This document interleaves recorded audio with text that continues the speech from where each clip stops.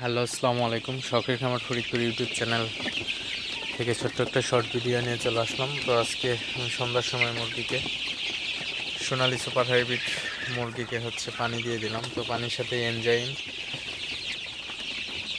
এবং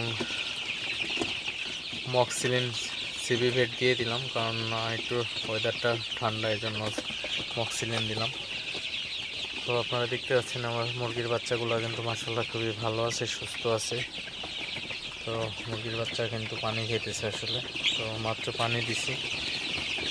আসলে আমার কয়েকটা বাচ্চা অসুস্থ ছিল, তো আলহামদুলিল্লাহ বাচ্চাগুলো সুস্থ হয়ে গেছে এখন। আসলে সময় মতো যদি সঠিক চিকিৎসা না নেওয়া যায়, সেক্ষেত্রে কিন্তু বাচ্চাগুলোর সমস্যা হয়ে যায়। তা অবশ্যই আপনারা মুরগির বাচ্চার কোনো সমস্যা হলে অবশ্যই যারা অভিজ্ঞ তাদের কাছ থেকে পরামর্শ নিয়ে ওষুধ চালাবেন। ইনশাল্লাহ বাচ্চাগুলো সুস্থ হয়ে যাবে।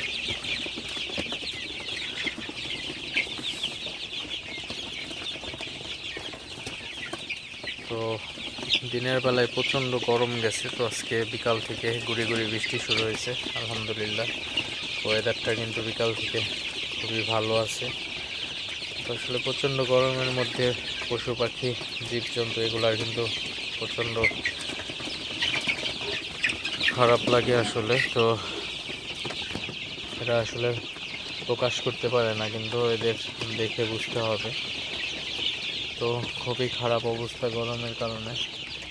তো আলহামদুলিল্লাহ আজকে ওয়েদারটা ভালো হয়েছে বলা চলে আসলে।